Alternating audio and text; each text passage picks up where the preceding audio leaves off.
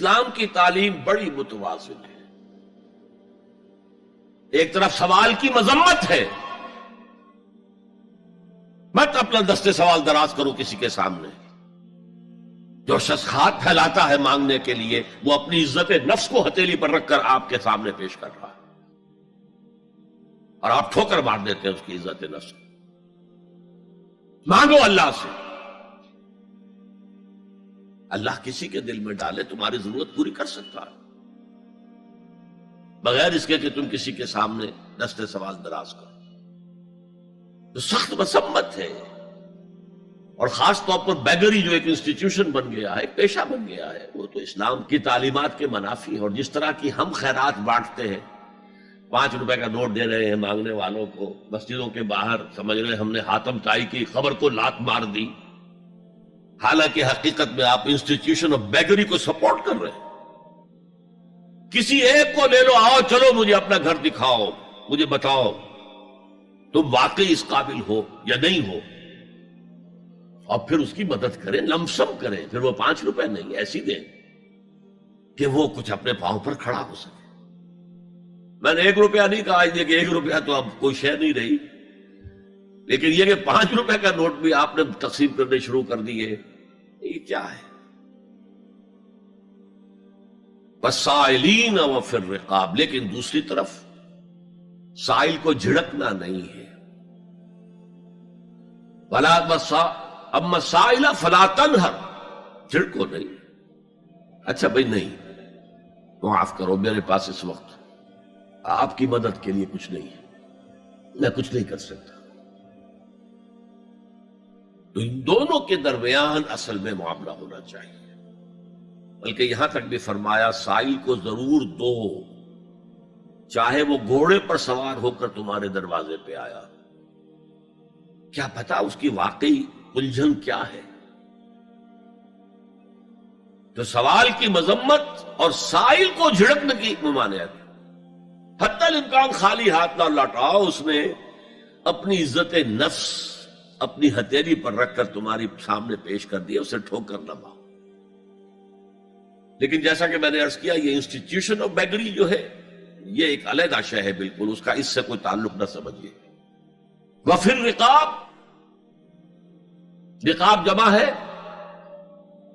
رقبہ، گردن. فک رقبۃ او اطعام فی یوم ذی مسغبۃ یتیما ذا مقربۃ او مسکینا ذا متربہ. فک رقبۃ، کسی کی گردن چھڑا دینا. اس وقت سب سے بڑی ایپلیکیشن اس کی تھی غلاموں کو، کنیزوں کو اپنے پیسے سے خرید کر آزاد کر دینا. بہت بڑی نیکی، بہت بڑی نیکی. اور حضرت ابو بکر رضی اللہ تعالیٰ عنہ کے دفتر فضائل میں سب سے اونچا کام یہ ہے کہ جن غلاموں کو اور جن کنیزوں کو ستایا جا رہا تھا، دیئر اونرز، دیئر ماسٹرز، ان کے آقا کو حق حاصل تھا، جو چاہے کریں ان کے ساتھ. قتل کرنے کوئی پوچھنے والا نہیں ہے. میں پہلے بھی عرض کر چکا ہوں، میری ملکیت ہے، جیسے میری بکری میری ملکیت ہے، میں نے اس کو ذبح کیا، گوشت کھا لیا، تم کون ہوتے ہو پوچھنے والے؟ میرا غلام تھا، میں نے قتل کر دیا، تم کون ہو پوچھنے والے؟ ان کو حضرت ابو بکر نے خرید کر آزاد کیا اور منہ مانگے دام دیے. حضرت بلال کے لیے امیہ ابن خلف نے اتنی بڑی رقم مانگی، حضرت ابو بکر نے کہا ٹھیک ہے لو. باپ نے کہا بھی ابو قحافہ نے، ابو بکر کو کوئی غلام خریدنا ہی تھا تو کوئی طاقتور آدمی جو کام آ سکے کہیں، اس کو خریدنا چاہیے. انہیں کیا پتا ابو بکر کس لیے خرید رہا اور کس کے لیے خرید رہا. آج کے دور میں اس کی اپلیکیشن ہوگی. کوئی شخص جو ہے اگر قرض میں اس طرح جکڑا جائے کہ لاکھ ہاتھ پاؤں مارے نکل نہیں سکتا،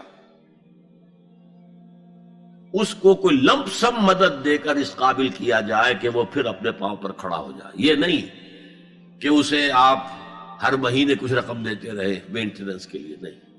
اس سے تو وہ اسی پوزیشن میں رہے گا. یہ بعض مائنورٹی کمیونٹیز کے اندر یہ معاملہ موجود ہے. کوئی بھائی اگر گر گیا ہے کاروبار میں تو اس کی پھر ایسی مدد کی جائے کہ وہ پھر آپ کی صف میں آ کر کھڑا ہو جائے. Respectable members of your community وہ اس شکل میں پہنچ جائے. یہ بھی فک و رقبتن اس کی ذیل میں آج کل آئے گا.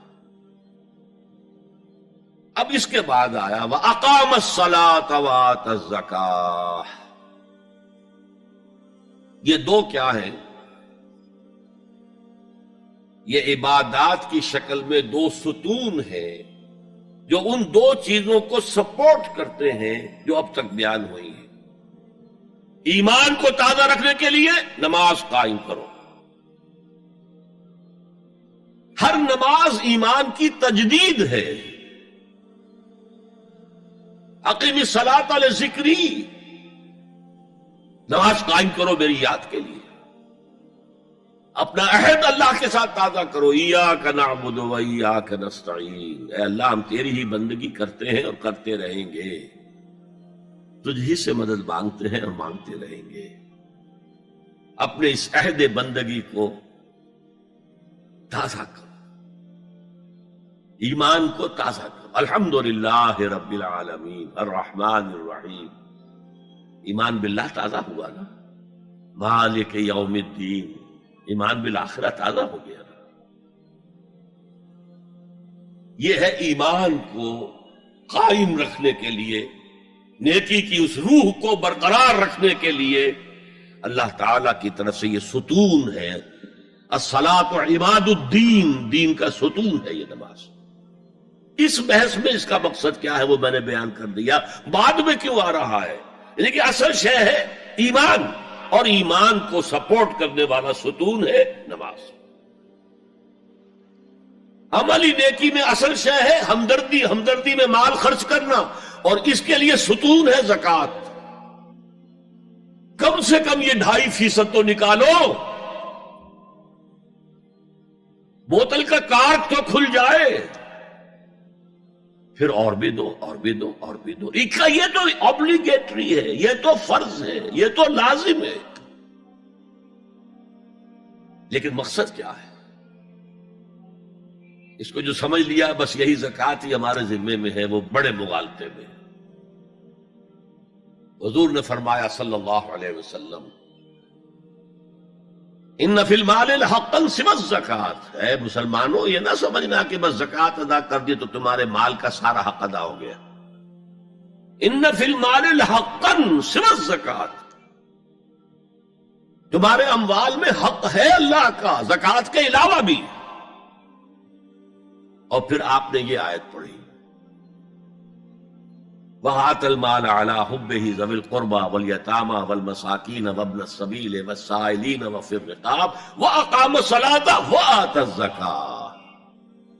یہاں آتَى الزَّكَاةَ تو ہے ہی ہے، اس سے پہلے جو آ رہا ہے یہ سرپلس ہے، اس سے آگے کی بات ہے، یہ ایڈیشنل ہے. اسی لیے جب انفقوا انفقوا انفقوا انفقوا انفقوا کی جو تکرار ہوتی ہے قرآن مجید میں، تو ایک جگہ پھر سوال کیا صحابہ نے کتنا خرچ کرے حضور؟ فرمایا قل العفو، کہہ دو جو بھی ضرورت سے زائد دے ڈالو. Don't accumulate, don't retain any thing.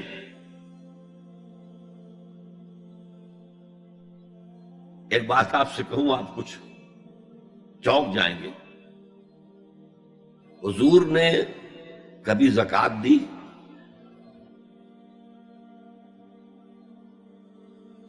کبھی نصاب کے بقدر پیسہ آپ کے پاس جمع ہوا کہ آپ پر زکوٰۃ واجب ہوتی؟